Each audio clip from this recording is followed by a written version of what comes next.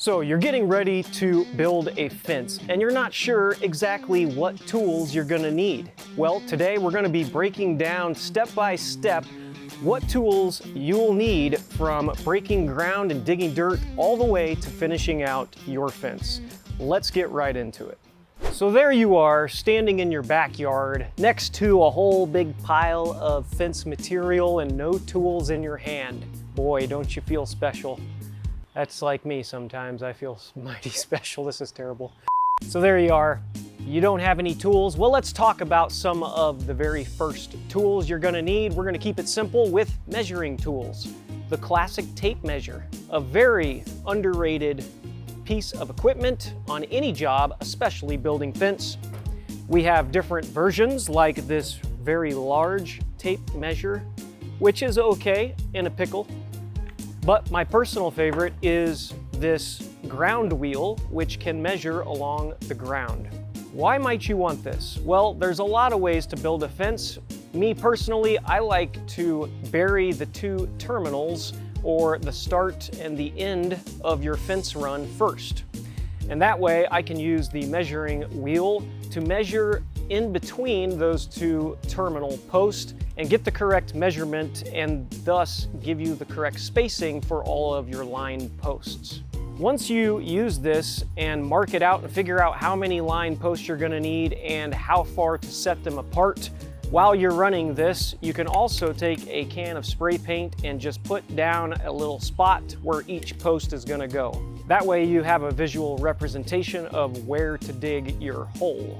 Now that we've determined where our terminals are and how many line posts we're gonna need and how to space them, the next thing that I like to do is put a couple of ground stakes by your terminal post and use a string line to get a straight line in between your two posts. Now, is this absolutely necessary? No, it is not. You can also bury your line post by the eyeball method. That is where you stand behind your terminal post and you use your other terminal post to creep back and look to see if your posts are straight. A lot of professional fence builders use this method. It's quick and you can become deadly efficient at it with some practice.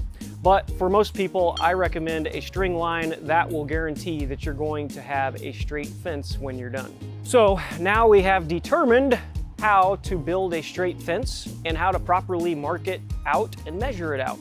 That is very important. The next step is going to be actually digging and burying your posts.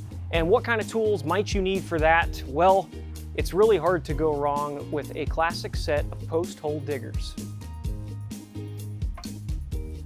such as these.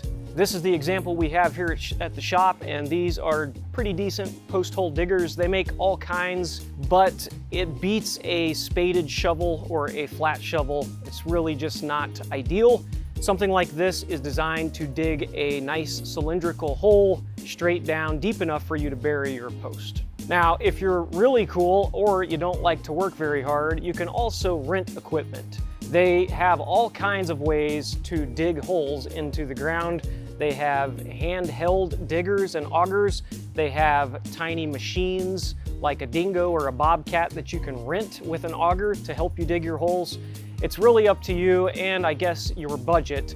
For me, I just like to go the old-fashioned route with the post hole diggers. It builds character. So now we have all of our holes dug along our fence line, and they're relatively straight because we used good measuring devices and a string line, which is a good way to do it. Now we're ready to bury the post and set them in concrete.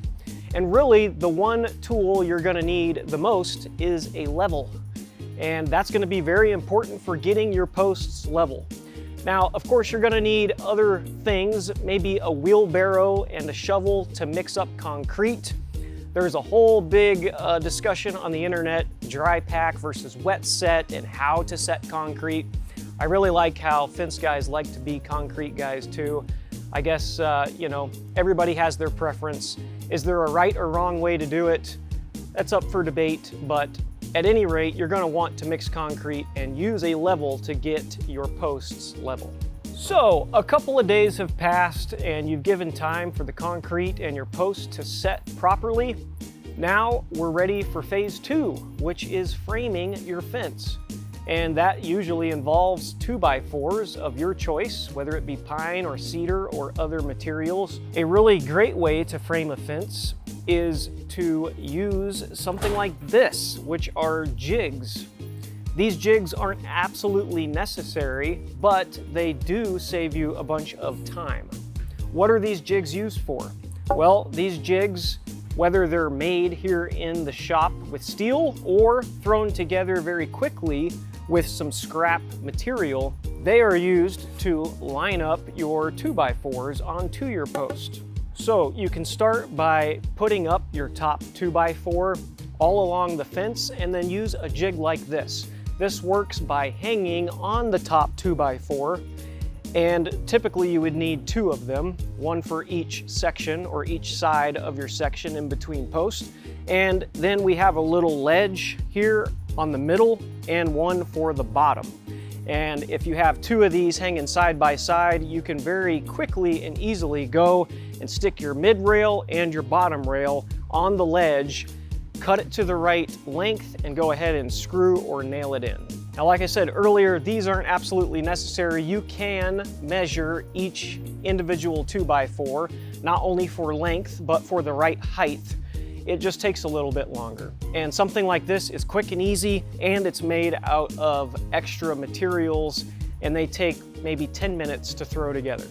All right, so now we have the fence framed, and it's starting to look like a dang good fence, except it's missing the pickets.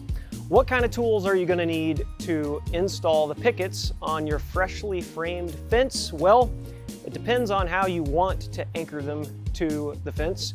You could go with the old-fashioned hammer and nails, or you can use a nail gun. This is definitely the preferred method, but bear in mind you might need to borrow or rent some extra equipment like an air compressor or a generator or battery-powered ones. There's all kinds out there. Most local stores, rental stores, will have some of this material that you can rent out for the day or a couple of days. It really does save you a lot of time doing something like this compared to the old-fashioned hammer or even screws and a drill. Once we've established what kind of method we're using for attaching the pickets to the fence, we now are ready to attach the pickets to the fence. One of our favorite tools for doing that is a jig that we created.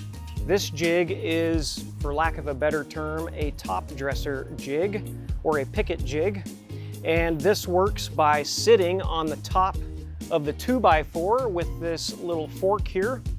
And it essentially sits on the 2x4 and rests on your starting picket. And then that way you have a nice straight line for the top of your fence. And that way, once you have your very first picket, you can easily slide your next picket up. And that way, if you're on a ground, you'll have a nice natural flow to your fence pickets. Or if it's on level ground, it'll look straight and look professional. Now, a lot of people aren't gonna have the jig that we have, but there's all kinds of ways to do this. You can use another picket or a 2x4 or just something that's gonna give you that straight edge. And again, with some scrap materials and a few minutes of your time, you can recreate this jig at home. All right, so now we're done installing the fence. We have the pickets up. They're nice and straight and dressed properly at the top and in a straight line right down the back and sides of your yard. It looks fantastic. And as you can see, there wasn't a whole lot of really special tools, but it's good to know these sorts of things before you get into your next fence project. These tools have certainly helped us in more ways than one. The last thing to think about as far as tools go is actually a product, and that is an oil-based stain. We highly recommend that you stain your fence. We like to. It helps preserve the life of your fence, and a lot of stains can come in really cool colors.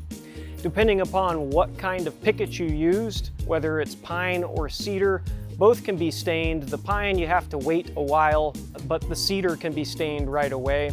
And the oil-based stains work really well. Our preference is Expert Stain and Seal. They have a wide variety of hues and colors to choose from, and it is a great product that we not only use, but believe in. So there you have it. There is a quick run through of some very basic tools for your next fence installation. Let us know what you think. Did we miss any tools that you guys use? Did we miss a crucial tool? Let us know in the comments below. Really appreciate you guys watching. And if you're interested in the Expert Stain and Seal lines of stain, check them out in the link in the description. We'll see you guys next time.